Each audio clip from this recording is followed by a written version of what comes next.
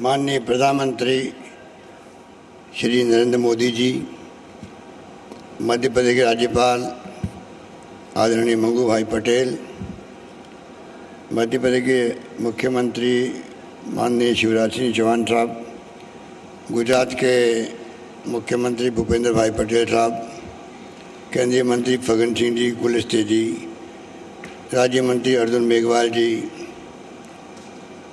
सांसद कनकमल कटारा जी, जसवंत जी डामोर और महेश शर्मा जी, रामचंद्र जी महाराज साहब, संत अच्युतानंद जी महाराज साहब और यहाँ उपस्थित हमारे साथी मंत्रिमंडल के साथी महेंद्र मालवीय जी, अर्जुन बामुनिया जी, रामलाल जी जाट साहब, भंवर सिंह जी भाटी और नेता प्रतिपक्ष गुलाब चंद कटारिया जी और तमाम उपस्थित बुजुर्गों, भाइयों और बहनों, नौजवान साथियों, मुझे बहुत पसंद था कि आज मानगढ़ धाम पे प्रधानमंत्री जी पधारे।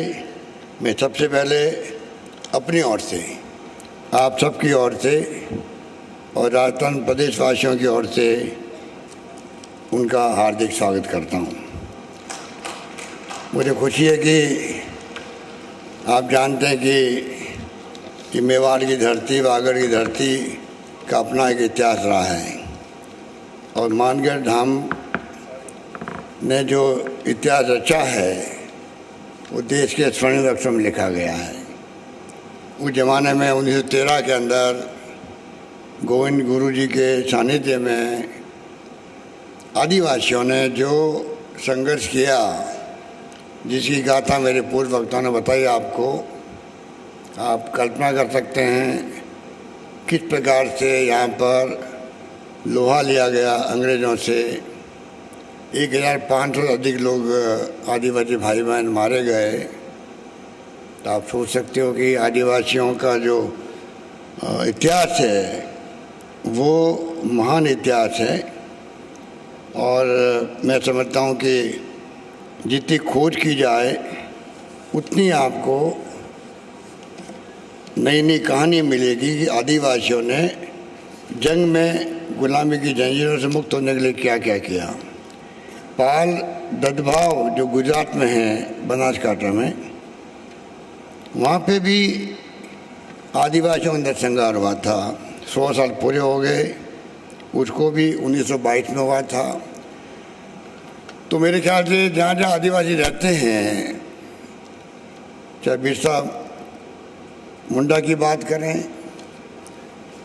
हर जगह आदिवासियों का आज़ादी की जंग में बहुत बड़ा योगदान था। और मुझे खुशी है कि आज वागड़ की धरती पर आए हैं, मेवाड़ की धरती में महाराणा प्रताप का शौर्य पराक्रम देश और दुनिया में उसकी पहचान है। यहाँ फ्रीडम फाइटर बहुत हुए, यहाँ के मुख्यमंत्री भी हुए हरदेव जोशी जी, भिखाबाई भील बहुत बड़े नेता हुए देश के, माणिकलाल वर्मा हुए, भोगीलाल पंड्या हुए, उपाध्याय जी हुए, कितने लोग हुए जिन्होंने उस वक्त में भाग लिया था। पर ये मानगढ़ धाम जो इतिहास रच गया है, मैं समझता हूँ कि ये हम लोगों के लिए गौरव की बात है। हमने प्रधानमंत्री महोदय को रिक्वेस्ट भी की है कि समय आ गया कि हम लोग क्यों नहीं इसको एक राष्ट्रीय स्मारक के रूप में इसकी स्थापना करें, जिससे कि पूरे देश जो जलियांवाला बाग की कहानी जानता है, इतिहास जानता है, त्याग और बलिदान किस प्रकार हुए वहाँ उसकी पहचान पूरे मुल्क के अंदर है, उसी प्रकार से मानगढ़ धाम की पहचान भी बने देश के अंदर कि आदिवासी समाज भी उस ज़माने में पीछे नहीं था किसी से भी जंग लड़ने के अंदर। और जिस प्रकार महात्मा गांधी के सानिध्य में जंग लड़ी गई, आज भी इतिहास गवाह है किस प्रकार से त्याग, बलिदान, कुर्बानियाँ हुई थी। लोग जेलों में बंद रहे थे। पंडित जवाहरलाल नेहरू 10 साल तक जेलों में बंद रहे थे। सरदार पटेल जेलों में बंद रहे थे। मौलाना आज़ाद थे। डॉक्टर अम्बेडकर साहब ने संविधान बना दिया। आज देश उस पर खड़ा है, चल रहा है। और जिस प्रकार से लगातार हम देख रहे हैं एक के बाद एक जो देश इतिहास बना रहा है दुनिया के अंदर, उसके बारे में मुझे कहना नहीं, क्योंकि आज दुनिया की पहचान भी हमारे मुल्क का जो मान सम्मान है वो कहाँ से कहाँ पहुँच गया। कहाँ तो हम गुलामी की जंजीर में झगड़े हुए थे, जिसकी कहानी हम यहाँ बैठ के कर रहे हैं, और कहाँ पर आज देश कहाँ पहुँचा है। प्रधानमंत्री मोदी जी जाते हैं दुनिया के मुल्कों में तो कितना सम्मान मिलता है इनको। क्यों मिलता है? क्योंकि नरेंद्र मोदी जी उस देश के प्रधानमंत्री हैं। नरेंद्र मोदी जी उस देश के प्रधानमंत्री हैं जो हमारे मुल्क में आए हैं, जो गांधी का देश है, जहाँ लोकतंत्र की जड़ें मजबूत है, गहरी है। 70 साल के बाद में वहाँ लोकतंत्र जिंदा रहा है। ये दुनिया को एहसास होता है तो उनको गर्व होता है कि उन देश का प्रधानमंत्री मोदी जी हमारे मुल्क में आ रहे हैं। तो आप सोच सकते हो कि किस प्रकार से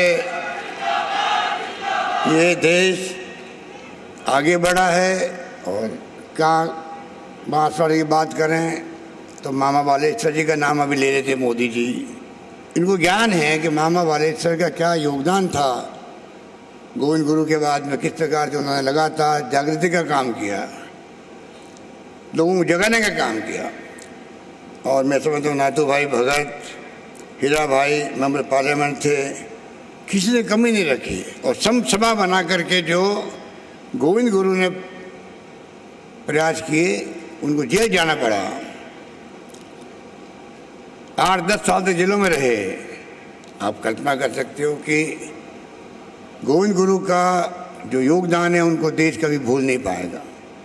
इस मौके पर क्योंकि समय की सीमा है, प्रधानमंत्री जी को बोलना भी है, जाना भी है, तो मैं खाली 2 बातें कह के अपनी बात समाप्त करना चाहूँगा। राजस्थान सरकार, मैं प्रधानमंत्री जी को कहना चाहूँगा, हम लोग आदिवासियों के लिए भी शिक्षा के क्षेत्र में यहाँ विश्वविद्यालय खोला गया है बांसवाड़ा के अंदर। शिक्षा के क्षेत्र में हम लोग सभी तरह से कॉलेजेस खोल रहे हैं, उनका जाल बिछा रहे हैं। स्वास्थ्य सेवा में बहुत हम आगे निकल गए हैं। बल्कि मैं आपसे आग्रह करूंगा कि आप अगर हमारा मॉडल जो राजस्थान का चिरंजीव योजना का, उसका अगर आप एग्जामिन करवाएंगे तो हो सकता है कि आप उसको पूरे देश में लागू करना चाहेंगे। पूरी तरह हमने right to health, universal health services देने का प्रारंभ किया राजस्थान के अंदर, उसका लोगों ने स्वागत किया। एक बात जो यहाँ पर पहले रतलाम से डूंगरपुर वाया बांसवाड़ा रेल से जुड़ा हुआ नहीं है, जहाँ हम बैठे हुए हैं जिस जिले में, उसको पिछली बार हम लोगों ने रेलवे की